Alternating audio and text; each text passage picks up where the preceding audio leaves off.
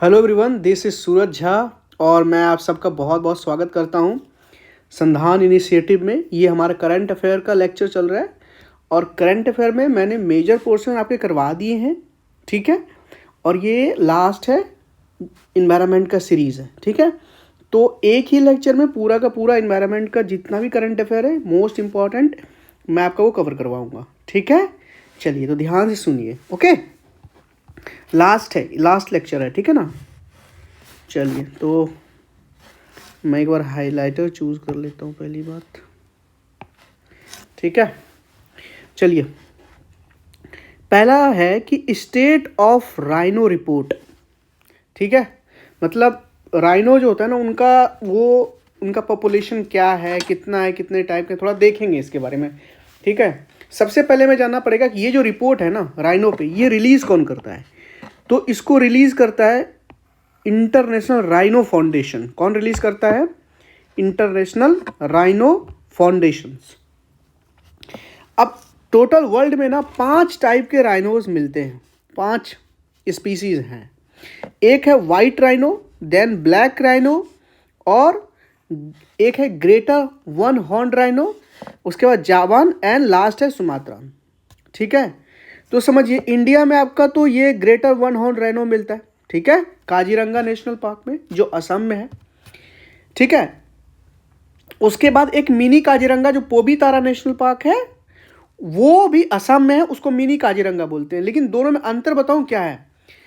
सबसे ज्यादा अगर पूछे कि वन हॉर्न राइनो किस नेशनल पार्क में रहते हैं, तो वो तो आपका काजीरंगा है। लेकिन डेंसिटी के मामले में बोले कि सबसे ज़्यादा डेंसिटी किस राइनो का जो डेंसिटी है सबसे ज़्यादा किस नेशनल पार्क या वाइल्ड लाइफ सेंचुरी में है, तो वो आपका पोबीतारा हो जाएगा। लेकिन लार्जेस्ट नंबर ऑफ राइनो वो आपके काजीरंगा में होगा, ये याद रखिएगा। और ग्रेटर वन हॉर्न राइनो का जो अभी IUCN स्टेटस है वो वल्नरेबल है, ये याद रखिएगा।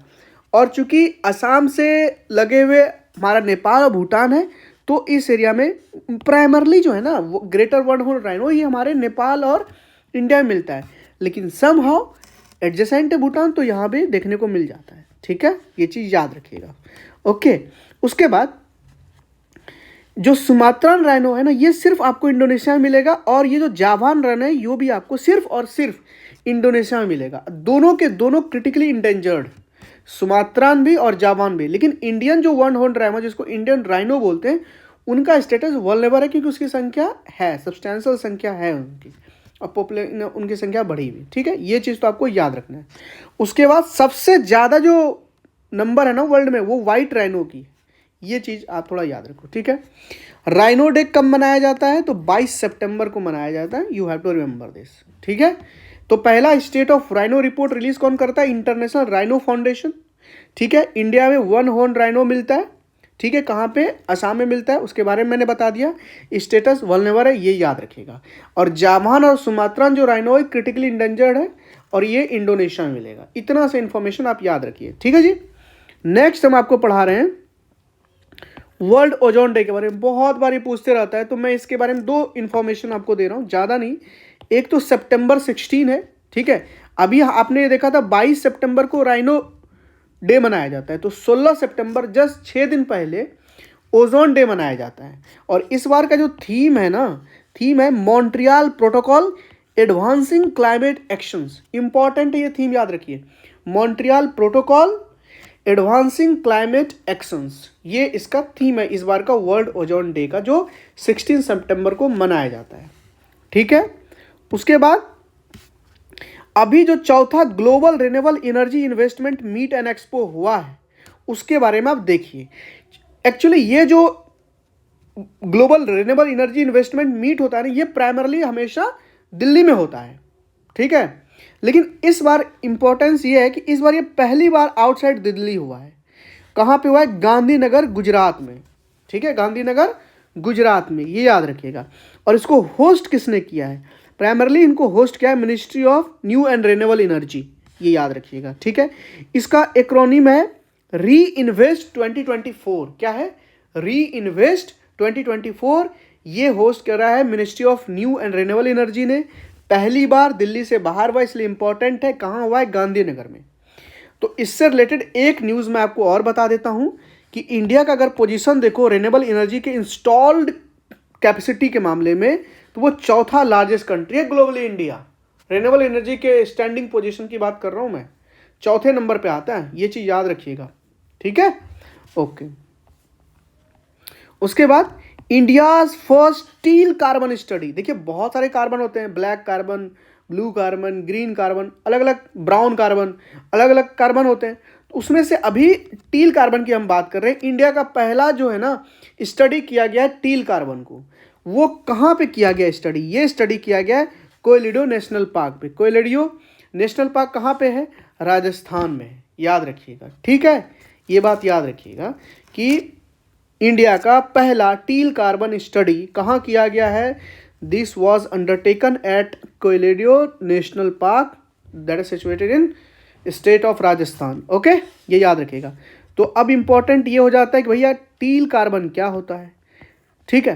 तो टील कार्बन के बारे में जान लीजिए। देखिए जितने भी फ्रेश वाटर वेटलैंड है ना, जो नॉन टाइडल है, देखिए जो वेटलैंड होते हैं ना, उनका एक पैरामीटर होता है कि भाई जिनकी जो हाइट है ना वो 6 मीटर से ज़्यादा होनी चाहिए, तो that should be included in the wetland. वो आपने पढ़ा होगा, जो भी हमारा पैमाना है, ठीक है। रामसर कन्वेंशन का जो भी है, हमारा थोड़ा सा डेफिनेशन, हम चूंकि एग्रीकल्चर फील्ड ये सबको एक्सक्लूड करते हैं, तो हमारा थोड़ा डेफिनेशन अलग है, जो भी डेफिनेशन रामसर ने दिया है। तो हमारा एक और ये डेफिनेशन है कि जो टाइड्स होते हैं ना, अगर उनका जो हाइट 6 मीटर से ज़्यादा होगा तो will not include this. Okay, ये चीज़ याद रखिएगा कि जो non tidal fresh water wetland होंगे ना, ऐसे वेटलैंड जहाँ पे वो टाइड्स के वजह से वो फ्रेश वाटर नहीं बना, वो मतलब वो क्या कहते हैं, वेटलैंड नहीं बना है, टाइड की वजह से नहीं बना है, तो वहाँ पे जो कार्बन स्टोर्ड होता है ना, non tidal fresh water wetland, वहाँ पे जो कार्बन स्टोर होता है उसको हम बोलते हैं टील कार्बन। टील कार्बन, ये अब आप याद रखो, ठीक है।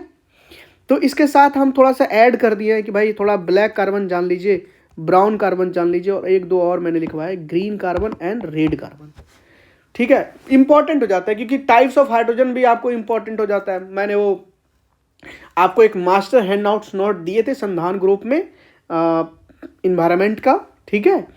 तो उसमें ये टाइप्स ऑफ कार्बन हैं, और इफ नहीं भी है ना तो प्लीज़ एक काम करना कि टाइप्स ऑफ हाइड्रोजन देख लेना, टाइप्स ऑफ कार्बन देख, कार्बन तो मैं बता ही ना, टाइप्स ऑफ हाइड्रोजन देख लीजिएगा, ठीक है।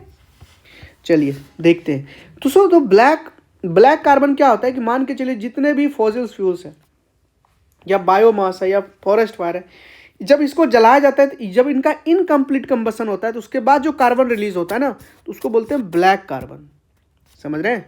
इनकम्प्लीट कंबशन के वजह से जो कार्बन रिलीज होता है उसको बोलते हैं ब्लैक कार्बन। समझ रहे हैं? और इनकम्प्लीट कंबशन किस चीज़ का? फॉसिल फ्यूल्स का, बायोमास का, फॉरेस्ट फायर का।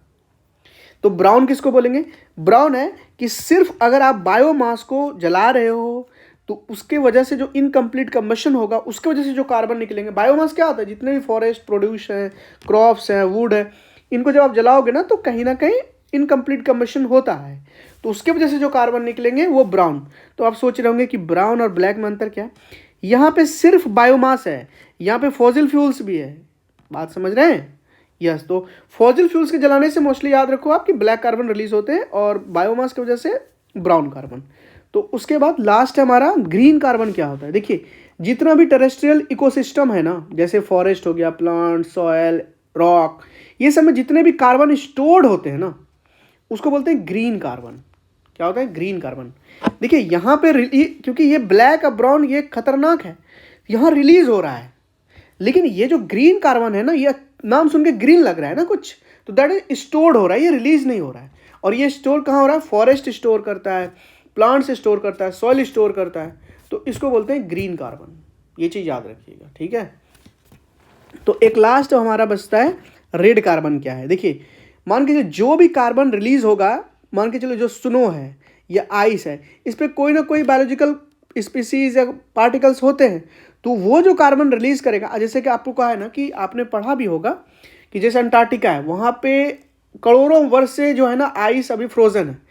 जब वो तो करोड़ों वर्ष से अगर आइस फ्रोजन है तो उसके अंदर कई सौ साल से वहाँ जो भी वायरस होंगे, बैक्टीरियाज होंगे, या जो भी माइक्रो ऑर्गेनिजम्स होंगे, मल्टी सेलुलर ऑर्गेनिज्म होंगे, जो भी होंगे, जब वो रिलीज होंगे तो एक अनदर पेंडेमिक आपको देखने को मिलेगा वर्ल्ड में।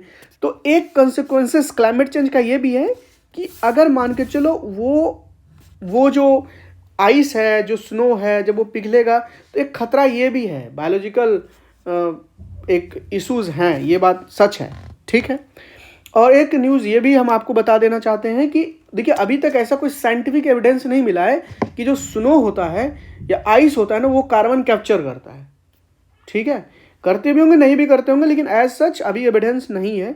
हाँ, ओशियन स्टोर तो करता है, ठीक है। तो जो भी आइस या स्नो पे जो भी बायोलॉजिकल पार्टिकल्स होंगे उसके थ्रू जो भी कार्बन रिलीज होते हैं वो रेड कार्बन है, रिमेंबर दिस, ठीक है ना। We are going deep here, ठीक है, ज़्यादा नहीं, चलिए। उसके बाद हम पढ़ेंगे national seminar on sustainable rural development या लाइवलीहुड। ये चीज़ आप देखिए, national seminar on sustainable rural livelihood. ये होस्ट किसने किया है? ये जो सस्टेनेबल रूरल लाइवलीहुड का, इसका होस्ट क्या है? The think tank body called NITI Aayog, national institution for transforming India, remember this, ठीक है, ये चीज़ याद रखिएगा।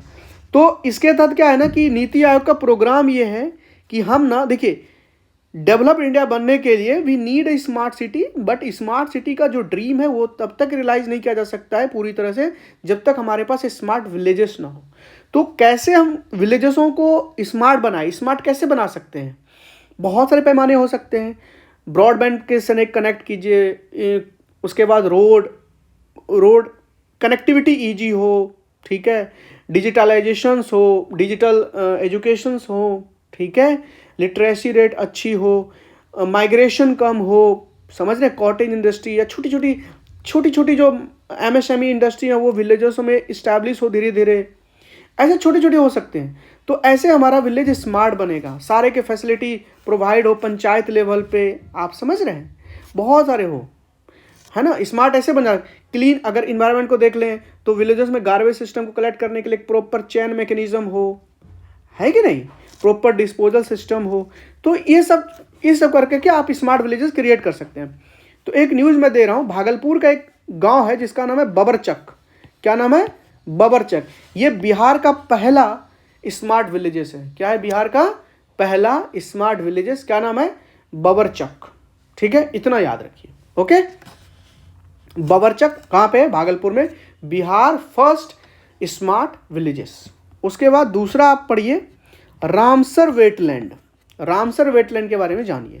अभी इंडिया में टोटल 82 थे, लेकिन अभी 3 और ऐड हो गए 82 से, तो अभी टोटल 85 है हमारे इंडिया में रामसर साइट, ठीक है, ये बात याद रखिएगा। तो 3 जो न्यू ऐड हुए ना वो मैं आपको बता रहा हूँ, ठीक है।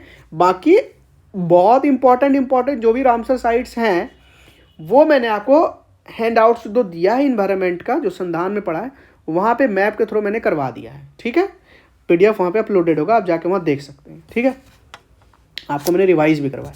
तो 2 तो आपको तमिलनाडु से, एक तमिलनाडु, देखिए फिगर के साथ बताया हूँ, एक तो निरंजनन बर्ड सेंचुरी है और दूसरा है कुजू बर्ड सेंचुरी। ये दोनों आपका निरंजन बर्ड सेंचुरी और कुजू बर्ड सेंचुरी, ये दोनों आपके तमिलनाडु से हैं। और एक तवा रिजर्वायर जो है ना, तवा एक रिवर है मध्य प्रदेश में, ये एक ट्रिब्यूटरी है नर्मदा का, और नर्मदा का सबसे बड़ी ट्रिब्यूटरी है ये, longest tributary of the Narmada, है ना। तो क्या? तवा रिवर, ठीक है। और ये सतपुरा टाइगर रिजर्व के विसिनिटी में आता है, ये चीज़ आप याद रखिएगा, ठीक है। उसके बाद मैं आपको बताऊं तो ये मध्य प्रदेश में तवा रिजर्वायर, जिसको अभी रामसर वेटलैंड डिक्लेयर किया गया है, तो टोटल अभी 85 है जी, ये याद रखिएगा, ठीक है। उसके बाद हम नेक्स्ट आपको पढ़ा रहे हैं इन्वायरमेंट परफॉर्मेंस इंडेक्स। पहले ये सब बता चुका हूँ, फिर भी मैं आपको याद दिला देता हूँ कि इन्वायरमेंट परफॉर्मेंस इंडेक्स में ये Yale centre for environmental law and policy release करता है। आप कुछ ना इतना याद नहीं रख सकते ना, तो कोई बात नहीं, एक काम करिए, आप सिर्फ याले सेंटर याद रखिए कि इन्वायरमेंटल परफॉर्मेंस इंडेक्स यानी EPI रिलीज कौन करता है? याले सेंटर, ऐसे याद रखिए आप, ठीक है। इंडिया का रैंक है इसमें, पोजीशन है 176, ठीक है, ये याद रखिए। क्लाइमेट एक्शन परफॉर्मेंस में हमारा 7th रैंक था, वो मैं अभी आगे भी बताऊंगा आपको। पहले नंबर पे एस्तोनिया है, ठीक है, एनवायरमेंटल परफॉर्मेंस इंडेक्स में एस्तोनिया। उसके बाद इंडिया का 176, ठीक है जी। उसके बाद अगला न्यूज़ है हमारा यूएन सस्टेनेबल डेवलपमेंट रिपोर्ट। क्या है? UN sustainable development report release कौन करता है? Sustainable development solution network. Important है, याद रखिए। यूनाइटेड नेशन का जो सस्टेनेबल डेवलपमेंट रिपोर्ट है रिलीज कौन करता है? एक सॉल्यूशन नेटवर्क है जिनका नाम है सस्टेनेबल डेवलपमेंट सॉल्यूशन नेटवर्क, मतलब एसडी सॉल्यूशन नेटवर्क, ऐसे याद रखिए। ठीक है, नेटवर्क करके याद रखिए। उसके बाद इस रिपोर्ट के हिसाब से, पहले मैं इंडिया स्पेसिफिक बता देता हूँ। इस रिपोर्ट के हिसाब से जो हमारा एनडीसी का टारगेट है, उस टारगेट का हमने भी 30% जो है ना वो ऑन ट्रैक है, 30% ही सिर्फ। अभी 2030 का हमारा पूरा जो सस्टेनेबल डेवलपमेंट का जो टारगेट है, एसडीजी टारगेट है, वो 2030 तक अचीव करना है। 17 के 17 गोल्स को, 17 गोल्स है ना एसडीजी में, तो 2030 तक अचीव करना है। अभी सोचो हम 2025 एंटर करने वाले हैं, अभी सिर्फ हम 30% ही अचीव कर चुके हैं, मतलब 30% में 70% हमें 5 साल में करनी है, तो बिग टास्क है। तो सबसे ज़्यादा जो इम्प्रूवमेंट हमने करी है वो जो सस्टेनेबल डेवलपमेंट 1 में, 4 में और 12 और 13। अब मैंने आपको ना पहले भी बताया था कि आप ना थोड़ा याद करो कि कुछ जो इम्पोर्टेंट सस्टेनेबल डेवलपमेंट इंडेक्स है उसको याद करो। ठीक है, चलो एक काम करता हूँ, पता नहीं आप करोगे कि नहीं करो, मैं थोड़ा ऐड करवा देता हूँ आपको, इधर ऐड करवा देता हूँ। ठीक है, जो इम्पोर्टेंट है ना वो आपको मैं यहाँ पे ऐड करवा देता हूँ। ठीक है, चलिए, ये टोटल एसडीजी गोल है ये। ठीक है, टोटल 17 हैं। कुछ इंपॉर्टेंट याद रखिए, बाकी एलिमिनेट आप कर देंगे। पहला तो एसडीजी गोल 1 देख लीजिए, फिर आप 2 देख लीजिए, एसडीजी 2 देख लीजिए, और एसडीजी 3। ये तो आपका 3 तो देखिए।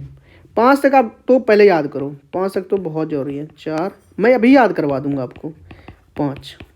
ठीक है, 5 तक याद करो। अब बाकी इंपॉर्टेंट जो है वो करो। ठीक है, एक मान के चलो एसडीजी 9 कर लो, एसडीजी 10 कर लो, है ना, फिर एसडीजी 12 कर लो। आप चाहो तो 17 के 17 कर सकते हो, बट मैं आपको कुछ करवा रहा हूँ अभी। ठीक है, 13 कर लो, उसके बाद 14, 15, 16, 17 सब तो करवा ही दे, बट चिंता मत करो, मैं आपको याद ही करवा दूंगा अभी।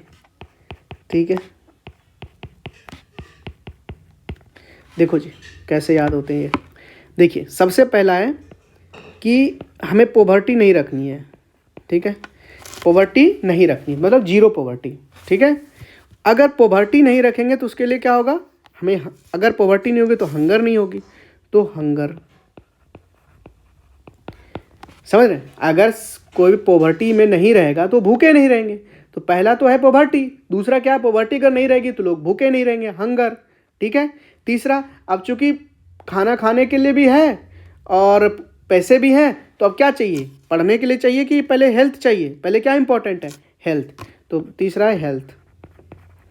अब आपने हेल्थ भी ले ली, है ना, आपके पास पैसे आ गए, आप भूखे भी नहीं हैं, आपकी हेल्थ भी अच्छी है, तो अब आप क्या करोगे, पढ़ाई करो। तो यानी क्वालिटी एजुकेशन। ठीक है, समझ रहे हैं? उसके बाद अगर आपने एजुकेशन भी ले ली तो अब आप क्या करोगे, जब आप कोई पढ़ा लेता तो क्या कहता है, इक्वालिटी डिमांड करता है ना, तो आप इक्वालिटी डिमांड करोगे, यानी क्वालिटी, जो जेंडर इक्वालिटी की बात कर रहा हूँ। ठीक है, समझ रहे हैं? तो पहले पॉवर्टी नहीं रहेंगे, पॉवर्टी नहीं रहेगी तो हंगर नहीं रहेगा, हंगर नहीं रहेगा तो अब उसके बाद हम हेल्थ पे ध्यान देंगे, हेल्थ भी हमारा अच्छा हो गया तो हम फिर एजुकेशन पे ध्यान देंगे, और एजुकेशन जब हम पढ़ लिख लेंगे तो उसके बाद हम डिमांड करेंगे जेंडर इक्वालिटी की। तो ये तो 5 के 5 आप याद रखो, देखो याद हो गया होगा आपको, आई एम श्योर। उसके बाद 9 आइएगा आप, तो 9 में आपका इंफ्रास्ट्रक्चर को लेकर के है। ठीक है, इनोवेशन एंड इंफ्रास्ट्रक्चर, ये याद रखिए। ठीक है, उसके बाद यहाँ पे इनइक्वलिटीज़ को लेकर के, कैसे मैं बताता हूँ, याद कैसे दिलाऊंगा आपको। देखो 5 में ना जेंडर इक्वालिटी था, तो 10 में इनइक्वलिटी है। इनइक्वलिटी मतलब the gap between rich and poor, है ना।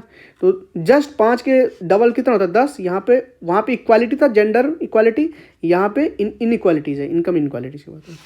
12 बहुत इंपॉर्टेंट है, रिस्पॉन्सिबल कंजप्शन, जो अभी बढ़ रहा है ना, responsible consumption, consumerism culture, consumption, है ना। 13 इंपॉर्टेंट है, क्लाइमेट एक्शन की बात करता है, ये तो याद रखो क्लाइमेट एक्शन, ठीक है 13, ठीक है। उसके बाद 14 15 को ना आप एक साथ याद रखो। तो जो 14 है वो लाइफ ऑन लैंड है ना, जो भी धरती पर जितने जीव हैं उनके बारे में देखना है। फिर धरती पर आपने देख लिया तो आप समुद्र में देखो फिर, है ना। 14 में आई थिंक नहीं, 14 में पहले एक्चुअली वाटर आता है, सॉरी पहले वाटर आता है। लाइफ बिलो वाटर कहाँ गया, मिटा लेता हूँ थोड़ा इसको, इसमें थोड़ा मैं ना लाइफ बिलो वाटर, पहले धरती के नीचे देखिए, ठीक है, मतलब समुद्र में देखिए। जब समुद्र अच्छे हो गए तो धरती के फिर ऊपर देखिए, नीचे से है ना, बॉटम अप्रोच, ठीक है, top down approach, bottom approach. तो पहले नीचे देख लिया आपने, समुद्र के नीचे, बिलो क्या, बिलो ओशन ना, या बिलो वाटर लिख लीजिए, और लाइफ ऑन लैंड, ठीक है। और 16 17 बहुत इंपॉर्टेंट है। 16 में क्या है, आपको जस्टिस दिलवाएंगे भाई, पीस एंड जस्टिस। और लास्ट क्या है कि सब लोग मिलके काम करेंगे, partnership, last partnership for the goal, है ना। 17वां तो ये होगा ना, सबको मिलजुल के काम करना पड़ेगा, तो ये आप याद रख लेना, ठीक है जी। चलिए हम आते हैं वहाँ पे, कहाँ थे हम, ये हो गया ना इधर, नहीं थोड़ा सा बचा हुआ है, अच्छा ठीक है। तो अभी 30% हम ट्रैक पे हैं, ये मैंने आपको बता दिया, ठीक है। तो अब आपको पता लग गया ना, ये 1 4 12 13, देखिए 13 क्लाइमेट था, ये रिस्पॉन्सिबल कंजप्शन था, 4 में हम पढ़ लिख लिए थे, तो फिर 5 में हम इक्वालिटी डिमांड किए थे, 1 में आपका जीरो पॉवर्टी, है ना। देखिए कितना आसान है। उसके बाद वर्ल्ड का देखिए, only 16% of the target on track to be achieve by 2030, और इंडिया का इसमें रैंक है 109, ये याद रखिएगा, ठीक है। नेक्स्ट है हमारा ATCM 46 meeting, 46th meeting ATCM, बहुत इंपॉर्टेंट है, याद रखिए इसको। अभी जो 46th Antarctic treaty consultative meeting हुआ है ना, उसके बारे में देखिए। ये कहाँ हुआ है अंटार्कटिक ट्रीटी कंसल्टेटिव मीटिंग, ये हमारा केरला के एक सिटी है कोची, वहाँ पे हुआ है, ये याद रखिए। इसको होस्ट किसने किया था, इसको होस्ट किया था 2 ऑर्गेनाइजेशन इंस्टीट्यूशन ने मिलकर, एक तो ministry of environment earth science, ठीक है, ये याद रखिए, अर्थ साइंस MOES, और एक है NCPOR, मतलब national centre for polar and ocean research, कहाँ पे है, ये गोवा में। अब आपको लगेगा पोलर एंड रिसर्च, ये इसका गोवा में क्यों होगा, आपको दे ऑप्शन में दे देगा, ठीक है बताइए national centre for polar and ocean research कहाँ होगा।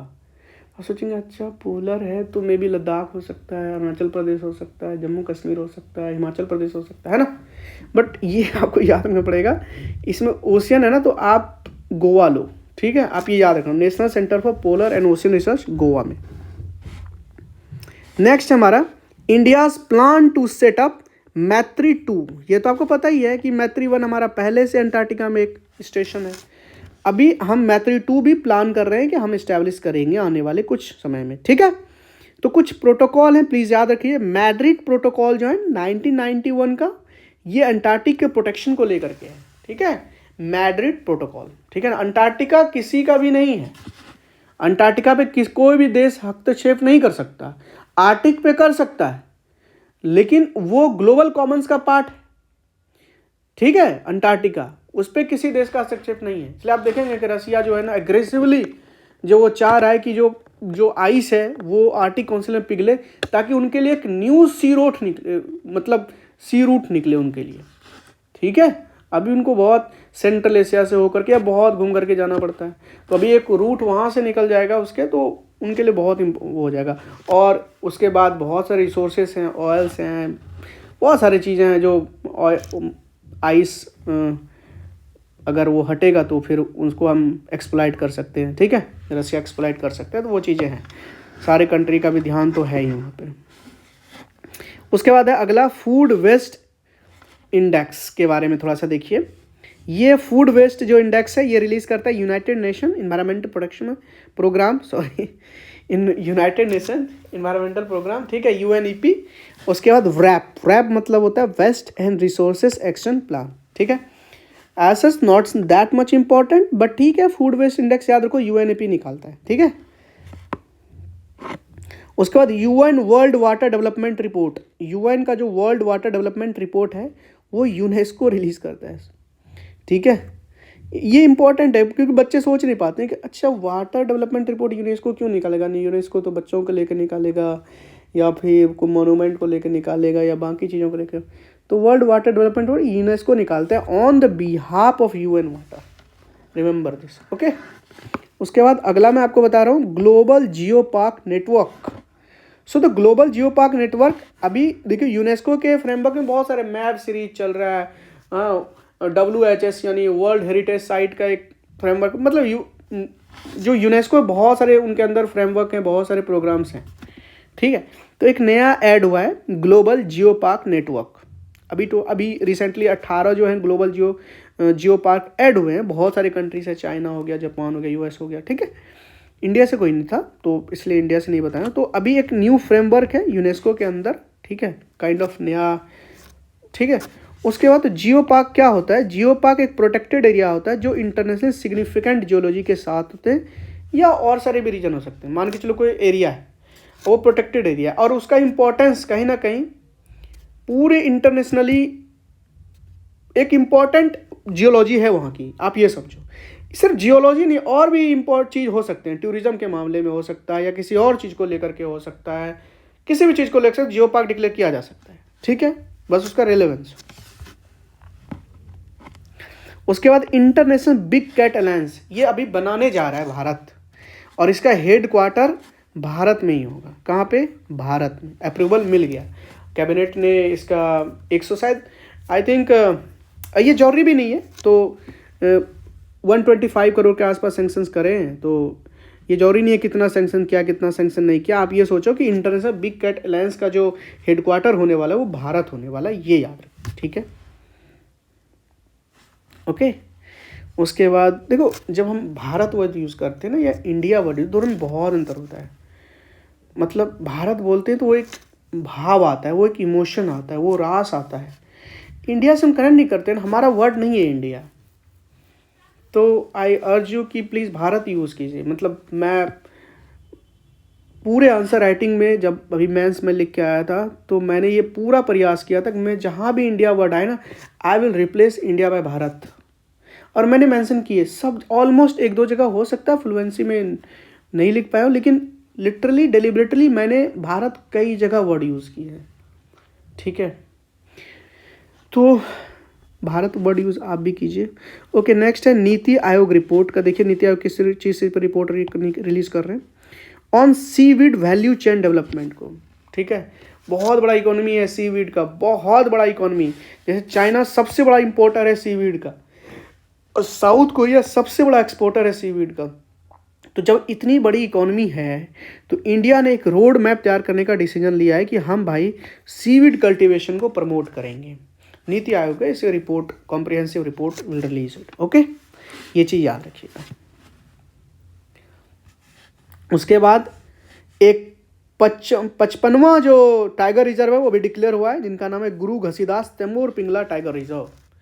गुरु घसीदास, मैंने पहले भी कहा था कि जो जो इम्पोर्टेंट टाइगर रिजर्व हैं मोस्टली आपको याद नहीं चाहिए, मतलब 55 के 55 तो हमें याद है, ठीक है, और हमने अपने जो इन्वायरमेंट के नोट्स दिए वहाँ पे कवर भी करवाए हैं। इवन मैं तो एक लेवल आगे चला गया था कि कोई भी टाइगर रिजर्व है या नेशनल पार्क है तो वो किस रिवर बेसिन में भी है, मैं वो वाला भी आपके पास पीटा। बट बीपीएससी इस तरह का भी नहीं पूछ सकता, आई डोंट नो, पूछ भी सकता है, बट वो जनरली यूपीएससी पूछता है कि कौन सा टाइगर रिजर्व जो है वो किस रिवर बेसिन में आता है कि नहीं आता है। जैसे क्वेश्चंस पूछे गए थे कावेरी रिवर बेसिन में नहीं, कौन सा नहीं आता, कोई पापी कोंडा नहीं आता, पापी कोंडा आपके ऊपर गोदावरी में चले जाते हैं, तो वो चीज़, वो एडवांस तैयारी होती है। बट अभी आपको ना कुछ जो इंपॉर्टेंट है वो जाइए मैप में देखिए, कुछ इंपॉर्टेंट टाइगर रिजर्व याद रखिए, ये आएंगे। तो गुरु घसीदास तैमूर पिंगला टाइगर रिजर्व छत्तीसगढ़ में है, ये याद रखिए, और ये अटैच्ड है, कंटिन्यूटी में है ये किसके साथ, उदंती सिदंती और अचना माकर, ये दोनों के दोनों जो हैं, ठीक है। अचना माकर जहाँ तक मुझे पता है कि ये मध्य प्रदेश और जो छत्तीसगढ़ है दोनों के बॉर्डर पे है, ठीक है। उदंती सिदंती भी है छत्तीसगढ़ में ही। तो अभी एक नया Guru Ghasidas Tamor Pingla tiger reserve declare किया गया, ये टोटल टाइगर रिजर्व अभी 55 हो गए, याद रखिएगा, ठीक है। रामसर साइड 85, टाइगर रिजर्व 55, ठीक है। नेक्स्ट है वैनगंगा नालगंगा रिवर लिंकिंग प्रोजेक्ट कौन से प्रदेश चला रहा है? ये महाराष्ट्र चला रहा है, रिमेंबर दिस। ये वैनगंगा नालगंगा रिवर ट्रिब्यूटरी आपने पढ़ा होगा, कृष्ण, ठीक है। तो आपको ये सब पता होगा, ये नाम भी सुन के लग रहा है कि महाराष्ट्र में है, ठीक है। चलिए next, state of world mangroves 2024, बहुत इंपॉर्टेंट है कि ये जो मैंग्रोव का जो रिपोर्ट होता है ये कौन रिलीज करता है? ग्लोबल मैंग्रोव अलायंस रिलीज करता है। State of world mangrove 2024 report ये रिलीज कौन करता है? Global mangrove alliance. तो इसको देखते हुए भारत सरकार ने लास्ट ईयर एक मिस्टी प्रोग्राम लाया था बजट में। तो वो मिस्टी प्रोग्राम था किस चीज़ के लिए? वो बेसिकली था किस चीज़ के लिए? मैंग्रोव के कंजर्वेशन के लिए, ठीक है। It was a programme to augment mangrove cover in India. बहुत सारे जो कोस्टल एरिया हमारे वहाँ मैंग्रोव मिलते हैं। मैं आपको बताऊँ तो सबसे ज़्यादा मैंग्रोव आपको मिलेंगे वेस्ट बंगाल का सुंदरबन में, और उसके बाद आई थिंक शिमली नेशनल पार्क है ना, शिमलीपाल, ये आपके उड़ीसा में है, तो उसका दूसरे नंबर पे है, ठीक है। तो ये याद रखिएगा, okay. Next, biosphere reserves in India को थोड़ा सा आप देखिए, ठीक है, okay. Biosphere reserve in India, अच्छा देखिए, एक क्या यूनेस्को का मैप प्रोग्राम अभी भारत में ना टोटल 18 नोटिफाइड बायोस्फीयर रिजर्व्स हैं एज ऑफ 2024। भारत में टोटल 18 नोटिफाइड बायोस्फीयर रिजर्व्स हैं, बट यूनेस्को के मैप प्रोग्राम है ना, मैप प्रोग्राम, ये टोटल 12 ही रिकॉग्नाइज किए गए हैं। अब अगर आपको तो 18 का 18 याद होनी चाहिए, आपको पता भी है, ठीक है, 18 का 18, आई नो दिस। मैं बेसिकली क्या किया हूं ना कि आपको जो ये जो टोटल 18 है तो रिकॉग्नाइज यूनेस्को के मैप में 12 है, तो जो 6 नहीं है ना, 6 जो मैप के अंदर नहीं आते वो मैंने लिखवाए हैं। तो नॉट अंडर मैप वो थोड़ा देख लीजिए, एलिमिनेशन करने में मदद होगा, ठीक है। ये होती है स्मार्ट तैयारी, इतना याद रखना नहीं है, मतलब जिस चीज़ को आप इतना नहीं कर सकते उसमें कुछ ना कुछ तो करके जाइए, चांसेस बढ़ा के तो जाइए आप। अब देखिए डेजर्ट, ये सारे के सारे हैं ना, सारे ये बायोस्फीयर रिजर्व हैं, लेकिन मैप प्रोग्राम के अंदर नहीं है, मैं ये बता रहा हूँ। जैसे कोल डेजर्ट जो हिमाचल प्रदेश में है वो मैप के अंदर नहीं है, मानस जो आपका असम में है वो मैप के अंदर नहीं है, ठीक है। दिहांग देवांग जो अरुणाचल प्रदेश में है वो मैप के अंदर नहीं है, दिब्रू सैसिकोवा जो असम में वो नहीं है, कच्छ जो है जो गुजरात में है वो मैप के अंदर नहीं है, और एक शेषाचलम जो आंध्र प्रदेश में है। अच्छा, ये जो शेषाचलम टाइगर रिजर्व है ना, ये सबसे बड़ा टाइगर रिजर्व है, क्रिटिकल टाइगर हैबिटेट के मामले में सबसे बड़ा है, ठीक है, ये याद रखिएगा, शेषाचलम, ठीक है। और यहीं पे आपको जो रेड सेंडर्स होते हैं जो सुगंध नहीं करते वो आपको यहीं पे मिलेंगे, और ड्राई डेसिडोस है, ठीक है, ओके। उसके बाद चीता का देखिए इंडिया में पॉपुलेशन, ठीक है, एशियाटिक चीता अभी ना, एशियाटिक चीता की अगर मैं बात करूं तो अभी ओनली आपको ईरान में मिलेंगे, सिर्फ ईरान में, है ना। लेकिन एशियाटिक लायन बोले तो सिर्फ आपको इंडिया में मिलेंगे, ये दोनों अंतर याद रखिएगा, ठीक है। एशियाटिक लायन बोले तो सिर्फ इंडिया में मिलेंगे, गुजरात में, और एशियाटिक चीता बोले तो सिर्फ ईरान में मिलेंगे, क्योंकि चीता हमारे वहाँ पे 1952 में ही एक्सटिंक्ट हो गए थे, इसलिए हम नामीबिया जो बगल के एडवांस कंट्री सब हैं, बोत्सवाना, वहाँ से चीता मंगवा रहे हैं, ठीक है, रिलोकेट कर रहे हैं यहाँ पे। उसके बारे में देखिए, तो जो चीता जब हम मंगवाए थे तो उसको हम कूनो नेशनल पार्क में रखवाए थे, कूनो नेशनल पार्क। अभी क्या है ना कि एक नया हमने डिक्लेयर किया कि भाई दूसरा होम होने वाला है चीता का भारत में, Gandhi Sagar wildlife sanctuary जो मध्य प्रदेश में, तो it is going to be the second home of cheetah in India. Welcome चीता, ठीक है। और एक इम्पॉर्टेंट बात बताऊं आपको, ये जो Gandhi Sagar wildlife century है ना जी, यहाँ से एक रिवर जाती है जिसका नाम है चंबल रिवर, ये इसको प्रॉपर मतलब ऑलमोस्ट हाफ में कट कर देती है, बीच से एकदम निकलती है, बीच से। तो Chambal rivers cut the Gandhi Sagar wildlife sanctuary in almost 2 equal halves, ठीक है, याद रखिएगा। तो चीता के लिए भी 2 होम होने वाला, एक तो पहले से कूनो नेशनल पार्क था and now it is going to be Gandhi Sagar wildlife sanctuary and from this sanctuary a river runs through the called is it is called Chambal rivers. This river cut the Gandhi Sagar wildlife sanctuary in almost 2 equal halves. Okay, you have to remember this. Okay, Kuno national में sambar dear भी मिलते हैं, ठीक है, ये सारे मेरे notes में हैं। ओके, आगे पढ़ाता हूँ। वर्ल्ड एयर क्वालिटी रिपोर्ट देखिए 2023 का, ठीक है। वर्ल्ड एयर क्वालिटी रिपोर्ट कौन रिलीज करता है? एक स्विस ऑर्गेनाइजेशन है जिसका नाम है IQ air world air quality report यही रिलीज करता है। सो न्यूज़ क्या है? सबसे गंदा जो है ना वो बांग्लादेश है। बांग्लादेश का एयर क्वालिटी सबसे गंदा, उसके बाद पाकिस्तान एंड इंडिया का पोजीशन 3rd नंबर पे। और बिहार के लिए बहुत इंपॉर्टेंट है ये। आपको पता है बेगूसराय के बारे में आपको क्या पढ़ाया था? अर्बनाइजेशन, जो सबसे ज़्यादा जो अर्बनाइजेशन का रेट है ना, जिस रेट पे बढ़ रहा है अर्बनाइजेशन बिहार में, सबसे ज़्यादा रेट वो बेगूसराय का है। पढ़ाया था ना आपको। तो वो चीज़ें हैं, ये चीज़ याद रखिएगा। और अर्बनाइजेशन के मामले में बेगूसराय मामले में कि अर्बनाइजेशन कितना परसेंटेज है वहाँ पे, नॉट ग्रोथ की बात नहीं कर रहे हैं, कितना अर्बनाइजेशन है वहाँ पे, कितना परसेंट एरिया, तो उसमें 3rd पोजीशन पे था। पहले पटना था, दूसरे पे आपका भागलपुर था, तीसरे पे आपका बेगूसराय था। लेकिन अगर ग्रोथ के मामले में बोले किस रेट पे ग्रोथ हो रहा है, बेगूसराय था। तो बिहार का जो बेगूसराय है वो वर्ल्ड का मोस्ट पोल्यूटेड मेट्रोपॉलिटन एरिया है, याद रखिए। और अगर आप कैपिटल सिटी की बात करो तो पूरे वर्ल्ड में दिल्ली जो भारत का कैपिटल है वो सबसे पुअरेस्ट एयर क्वालिटी, ये बात सच है, ठीक है। आगे बढ़ते हैं। इंडिया का first small scale LNG unit कहाँ होने वाला है? इंडिया का पहला स्मॉल स्केल LNG यूनिट, बहुत इंपॉर्टेंट है, कहाँ होने वाला है? मध्य प्रदेश में, ठीक है। और ये जेल इस्टेब्लिश करेगा इसको, ठीक है ना। ओके गैस, नेक्स्ट है आपका TN मतलब तमिलनाडु, याद रख लीजिएगा। TN सोर स्कीम क्या है ये? पहली बात तो है कि ये TN सोर स्कीम अनवील्ड किया तमिलनाडु गवर्नमेंट ने, वहाँ के CM साहब ने। और it is basically to store the coastal resource across the 14 district of Tamil Nadu. तो कोस्टल जो भी रिसोर्सेस हैं, ठीक है, उनको स्टोर करने के लिए ये स्कीम लाई गई है। आपको पता होगा जो सी डुगोंग है, जिसको हम सी कॉब बोलते हैं, वो आपका यहीं पे मिलेगा तमिलनाडु में, है ना। गल्फ ऑफ मन्नार के रीजन में मिलते हैं, याद रखिएगा। और अभी भारत में टोटल अगर आपसे पूछा जाए कि ब्लू फ्लैग सर्टिफिकेशन कितने बीचेस को मिले हैं, ब्लू फ्लैग सर्टिफिकेशन ना बीचेस को मिलते हैं। ये टोटल भारत में टोटल अभी 8 बीचेस हैं जिसको मिला है। सबसे ज़्यादा बीच आई स्पेन में है, ठीक है, जिसको ब्लू फ्लैग सर्टिफिकेशन मिला है सबसे ज़्यादा।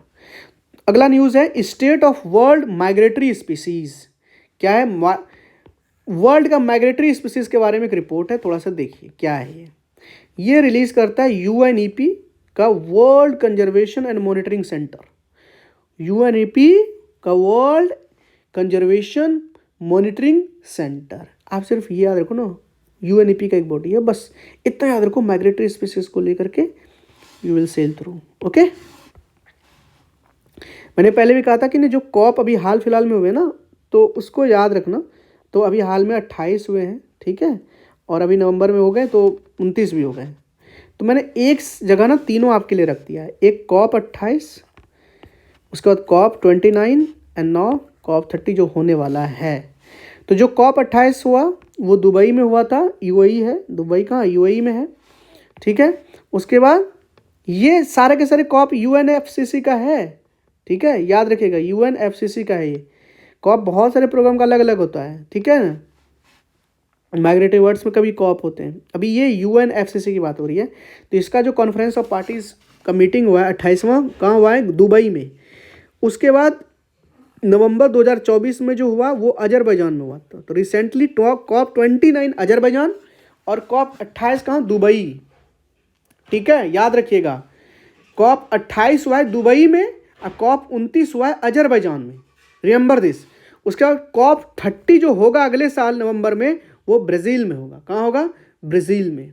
तो 30 ब्राज़ील जो अगले साल होगा, और अभी जो 29 हुआ है वो अजरबैजान, और 28 दुबई। रिमेंबर दिस, भूलिएगा नहीं, इंपॉर्टेंट है। अच्छा, COP28 में इंडिया ने क्या क्या इनिशिएटिव लिया वो बताना चाहता हूं मैं आपको। इंडिया ने जो इनिशिएटिव लिया, पहला था ग्लोबल रिवर सिटी अलायंस बनाया इंडिया ने, ठीक है। और इसको लीड कर रहा है कौन? NMCG, national mission on clean Ganga. इसके जो हेड है, चेयर है, आपको पता है PM सर है हमारे, ठीक है। और ये national mission on clean Ganga, it falls under the जल शक्ति मिनिस्ट्री, ठीक है। तो एक तो हमने ये लॉन्च किया ग्लोबल रिवर सिटी अलायंस, और दूसरा हमने क्या लॉन्च किया है COP28 में? ग्रीन क्रेडिट इनिशिएटिव स्टार्ट किया। ये दोनों के दोनों इनिशिएटिव जो है भारत लीड कर रहा है, भारत ने लॉन्च किया, ठीक है, ये याद रखिए। उसके बाद क्लाइमेट चेंज परफॉर्मेंस इंडेक्स को थोड़ा सा देखिए।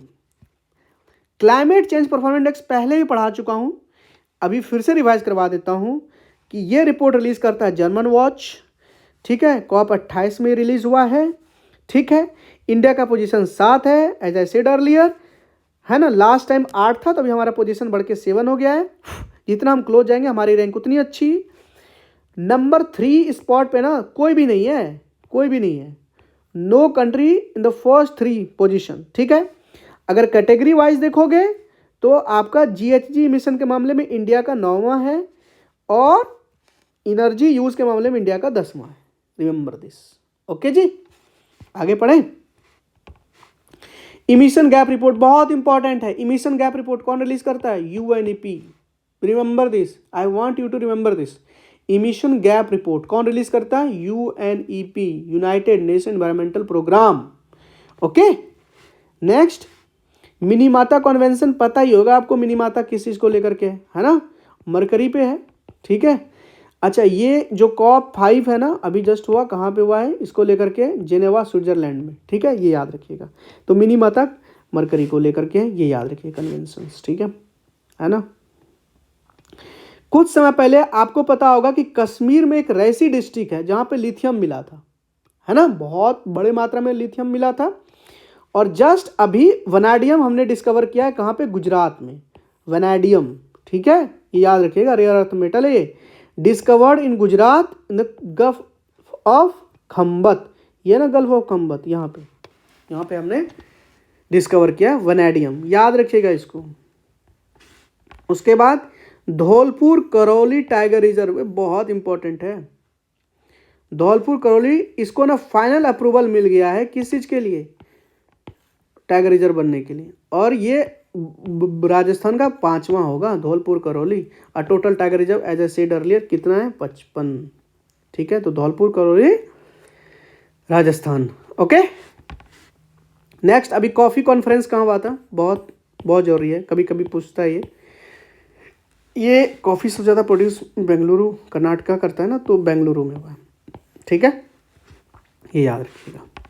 उसके बाद लैंडस्लाइड वायनाड में हुआ था ना। वैसे तो मुझे देख लो, इससे ना रिलेटेड ना ज़्यादा कुछ वो विलेज का नाम याद रहे ना भी रहे, लेकिन 2 चीज़ इंपॉर्टेंट मैं आपको बताना चाहता था।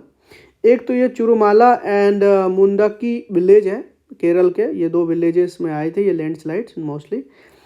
तो जो ये लैंडस्लाइड वायनाड है ना, ये एरिया एक तो सेंसिटिव जोन है, और ये वेस्टर्न घाट के अंदर आता है। तो वेस्टर्न घाट के प्रोटेक्शन के लिए भारत सरकार ने 2 कमेटी बैठाई थी, एक तो माधव गडगिल कमेटी, एक कस्तूरी रंजन कमेटी है। ये दोनों के दोनों कमेटी जो है ना, वेस्टर्न घाट के प्रोटेक्शन के लिए, कंजर्वेशन के लिए, है ना, कि कितना एरिया वेस्टर्न घाट का, है ना, वो इको सेंसिटिव जोन में आता है। तो ये 2 कमेटी थी। अब इसके अंदर ज़्यादा नहीं जानना है, जैसे कि माधव गडगिल कमेटी है ना, तो गडगिल कमेटी के हिसाब से 64% जो एरिया है ना वेस्टर्न घाट्स का, उसको इको सेंसिटिव जोन डिक्लेयर किया उन्होंने, ठीक है, उनके हिसाब से। और कस्तूरी रंजन के हिसाब से 37% जो एरिया है ना वेस्टर्न घाट का, वो इको सेंसिटिव जोन, वहाँ पे आपको रेगुलेट करने पड़ेंगे चीज़ें सब। बट ये अभी माना तो गया नहीं है, ये याद रखिए। 2 कमेटी आप याद रखिए, ठीक है। ये 2 कमेटी किस, एक कमेटी और है PC मिश्रा कमेटी है, वो हिमालयन को लेकर के, ठीक है। जैसे PC मिश्रा कमेटी ने पहले ही बता दिया था कि जो जोशीमठ में अभी लैंड सब्सटेंस हुआ था, लैंड जो नीचे धंस गए थे, आपको पता ही होगा। तो इसके बारे में बहुत समय पहले पीसी मिश्रा कमेटी ने बता दिया था, ठीक है, कि जो अनप्लान डेवलपमेंट हो रहे हैं यहाँ पे, इतना इंक्रोचमेंट हो रहा है, ये होने वाला है, ठीक है। तो उसके वजह से वो याद रखिएगा, पीसी मिश्रा कमेटी, ठीक है। World first thorium molten salt nuclear power station कहाँ पे? वर्ल्ड का पहला थोरियम मोल्टन, ठीक है, ये हमारे ऐसे थोरियम इंडिया में, केरला में मतलब मोनोजाइट सैंड जो वहाँ पे केरला में वहाँ पे मिलते हैं, ये याद रखिएगा, एंड बेटर देन यूरेनियम, ठीक है। वर्ल्ड का पहला thorium molten salt nuclear power station बनाया जाने वाला है चाइना के द्वारा। कहाँ पे? गोबी डेजर्ट में। गोबी डेजर्ट आपको पता होगा कि मंगोलिया और चाइना के बीच में, तो गोबी डेजर्ट में बनाने जाने वाला है, चाइना बनाएगा इसको 2025 तक। वर्ल्ड का पहला thorium molten salt nuclear power station, ठीक है जी। नेक्स्ट आपका है nano fertiliser at Kakinada plant है। ये नैनो फर्टिलाइजर का प्लांट कहाँ बनाया गया है? काकीनाडा। कहाँ पे है ये? आंध्र प्रदेश में। यहाँ एक नैनो फर्टिलाइजर का प्लांट बैठाया जाएगा, ठीक है, इतना याद रखिए, ओके। नेक्स्ट बस थोड़ा सा और है, वर्ल्ड का, थोड़ा ध्यान से देखिए, वर्ल्ड का एक हाइड्रोजन समिट हुआ है, वर्ल्ड हाइड्रोजन समिट 2024। ये देखिए कहाँ पे हुआ है, वर्ल्ड हाइड्रोजन समिट 2024, ये हुआ रॉटरडम। कहाँ पे है? ठीक है, नीदरलैंड। अच्छा, वो तीन आप वो न्यूज़ उसमें भी होगा, हमारे जो मास्टर नोट्स हैं, तीन है ना, एक रॉटरडम है, स्टॉकहोम है, एक बेजल है। तो ये तीनों आपको याद होनी चाहिए, इसका इसवी याद होनी चाहिए, और किस चीज़ पे, जैसे प्रायर इन्फॉर्म है ना, और एक पीआईसी है, एक आपका है ना स्टॉकहोम, आपका अलग अलग चीज़ों को लेकर के है। जैसे कि बेजल आपका ट्रांसबाउंडरी जो मूवमेंट होता है वेस्ट का, केमिकल वेस्ट, उसका है। उसके प्राइम इन्फॉर्म कंसेंट है, पीआईसी है, तो वो थोड़ा याद रख लेना आप, ठीक है, ठीक है। और फर्स्ट टाइम इंडिया ने, एक्चुअली ये इंपॉर्टेंट इसलिए है कि हाइड्रोजन समिट, क्योंकि पहली बार इंडिया ने अपना खुद का एक पवेलियन यहाँ पे सेटअप किया है, ठीक है। फर्स्ट टाइम इंडिया है setup it's on pavilion, remember this, ठीक है। इंडिया का first national dolphin research centre बता दिया हूँ आपको, बिहार करंट अफेयर में, पटना में। इंडिया का पहला डॉल्फिन है, और जेनेटिक डॉल्फिन एक वो भी था, वो बिहार, वो भागलपुर में था, सेंचुरी वाला, वो याद रखिएगा। लेकिन ये इंडिया का पहला नेशनल डॉल्फिन रिसर्च सेंटर है, ये पटना में बनाया जाएगा, इनोग्रेट किया गया सीएम साहब द्वारा, ताकि ये जेनेटिक डॉल्फिन जो ब्लाइंड होते हैं, ठीक है, और ये मैमल है, तो ये सांस तो बाहर आके लेते हैं, अंदर तो लेते नहीं, याद रखिएगा, इनको सांस सही है हर एक 2, 4, 5 मिनट, ये स्टडी करने के लिए जेनेटिक डॉल्फिन को, ठीक है, याद रखिएगा। और इससे जुड़े एक चीज़ है कि Gangetic dolphins was declared as the national animal in 2009। तो जेनेटिक डॉल्फिन हमारा एक नेशनल एनिमल है, 2009 में डिक्लेयर किया गया था, remember this, okay. Next, India's first city specific zero carbon building action plan. India का पहला city specific zero carbon building action plan कहाँ पे? नागपुर में, ठीक है, ये याद रखिएगा। This will be a steps toward decarbonisation, और डीकार्बनाइजेशन होगा ना, ठीक है ना। अब भाई बिल्डिंग बनाएंगे जिसमें जीरो कार्बन यूज हो, तो डीकार्बनाइज करेगा। तो इससे हमारा जो एनडीसी का टारगेट है, जो पंचामृत हमने लिया है, तो उसमें कंट्रीब्यूट तो करेगा ना, नेट जीरो बाय 2070, याद रखिएगा इसको, ठीक है। वल्चर रेस्टोरेंट सेटअप किया जाएगा झारखंड में, रिमेंबर दिस, उसके कंजर्वेशन को लेकर के, ठीक है। तो झारखंड के कोडरमा एक डिस्ट्रिक्ट है जहाँ पे आपका मिक्का बहुत ज़्यादा मात्रा में मिलता है। तो vulture restaurant setup in Jharkhand to conserve the fast dwindling population of the bird species due to the rampant use of drugs in the live stock vulture खत्म, मतलब आप देखोगे ना, तो प्रजाति जो कुछ स्पीसीज है वल्चर खत्म हो गए हैं, क्योंकि हमने कैटल को ना वो डाइक्लोफिनेक एक सुई मेडिसिन ड्रग्स देते थे, तो कैटल की जब मौत होती थी वो वल्चर खाते हैं, तो जिसकी वजह से पॉपुलेशन खत्म हो गया, एक्सटिंक्ट हो गया एक स्पीसीज। तो अभी इसके कंजर्वेशन और प्रोटेक्शन को लेकर के अभी ये रेस्टोरेंट खोला गया है, वल्चर रेस्टोरेंट, कहाँ पे? कोडरमा झारखंड में, है ना, समझ रहे हैं।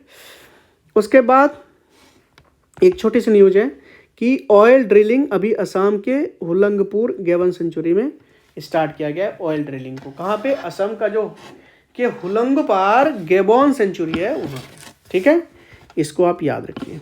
ऑयल ड्रिलिंग स्टार्ट हुई असम में। फिर थोड़ा मैं पानी पी लेता हूँ, 1 सेकंड रुकिएगा।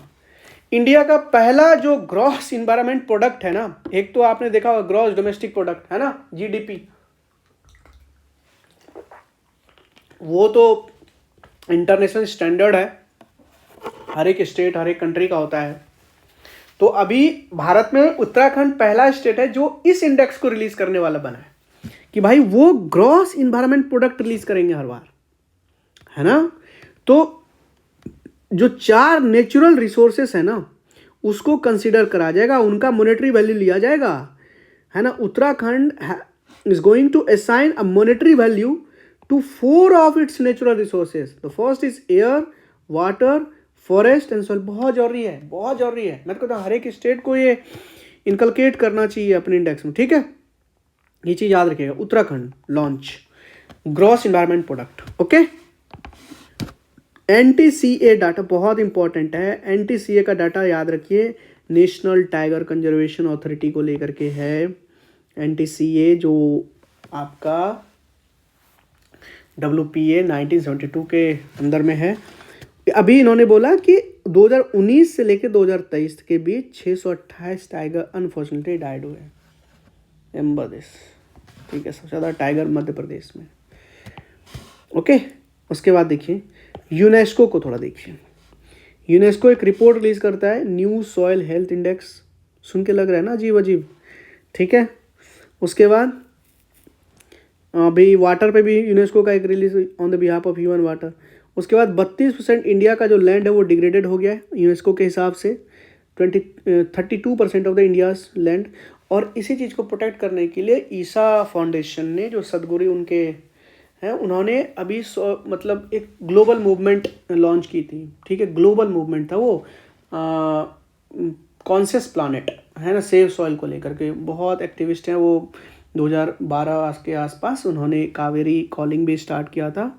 बहुत अच्छा काम कर रहे हैं वो, ठीक है। 32% ऑफ इंडियाज लैंड डिग्रेडेड हो चुके हैं और अंडर गोइंग है 25%, ठीक है। ये बात याद रखिएगा। नेक्स्ट है बायो बिटुमेन। बिटुमेन रिलीज होता है ना, बहुत सारे जो एग्रीकल्चर वेस्ट हैं उनसे निकलते हैं ना ये बिटुमेन। तो India plans to produce this from the biomass to reduce the import and to tackle the stubble burning issue in the road construction. तो इससे तो बहुत चीज़ होगा कि हम जो इम्पोर्ट करते हैं तो पहला बात तो इम्पोर्ट बिल हमारा रिड्यूस होगा, तो करंट अकाउंट डेफिसिट कम होगा, पहला। दूसरा, स्टेबल बर्निंग जो होती है वो रुकेगी, ठीक है। रोड कंस्ट्रक्शन में डलेगा तो डीकार्बोनाइजेशन की तरफ जाएंगे, तो बहुत इंपॉर्टेंट है, ठीक है। देख रहे, एक छोटा सा इन्फॉर्मेशन से आप 3-4 पॉइंट कैसे जनरेट कर सकते हैं, तो ये चीज़ें हैं। उसके बाद एक नमो 108 ये क्या है? एक न्यू वैरायटी ऑफ लोटस, याद रखिएगा। नमो 108 न्यू वैरायटी ऑफ लोटस। उसके बाद है क्या है? गुप्तेश्वर फॉरेस्ट के बारे में थोड़ा जानिए। Gupteshwar forest, Gupteshwar, okay. तो गुप्तेश्वर फॉरेस्ट जो आपके कहाँ पे है? उड़ीसा में।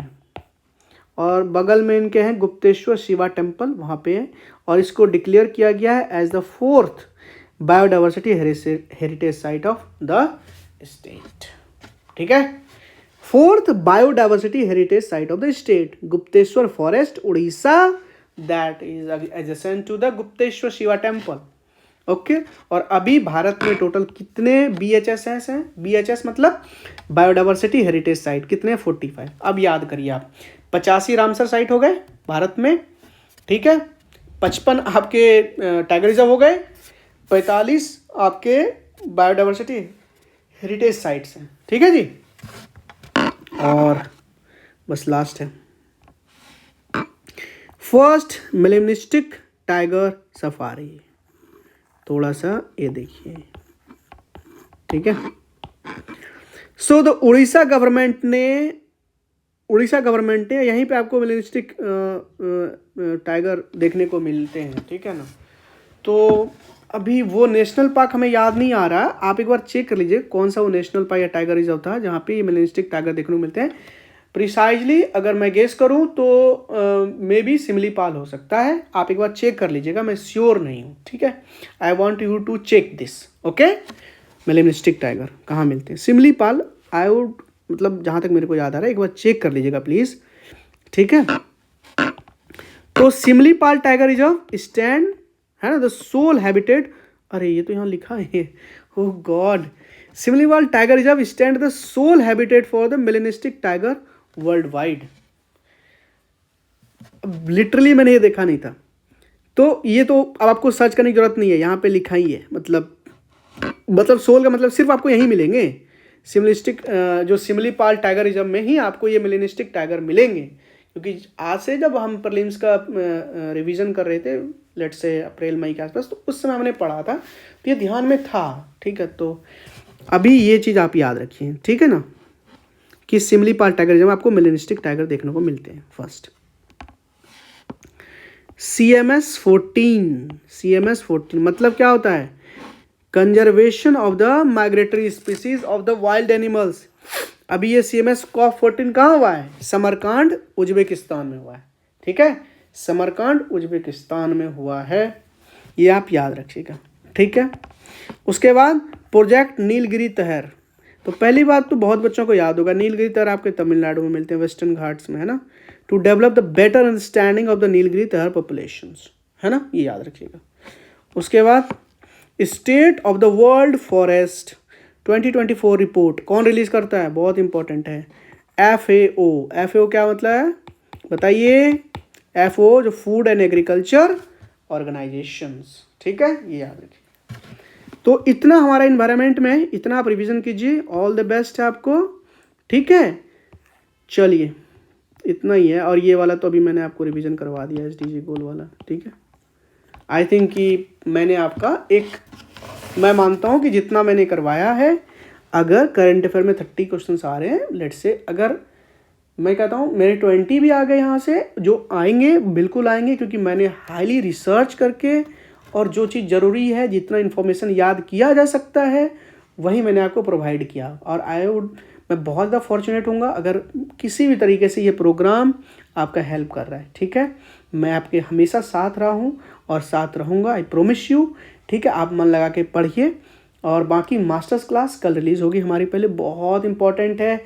अगर किसी भी तरह से क्वेश्चंस को डिफ़िकल्ट बनाने की कोशिश करती है BPSC, तो this master class would be highly beneficial and significant for clearing the cutoffs, okay. तो आपको वो देखना नहीं भूलना है, ठीक है। तो ऑल द बेस्ट है आपको, अब आप मन लगा के पढ़िए, ओके। चलिए, this is Suraj Jha signing off, जय हिंद।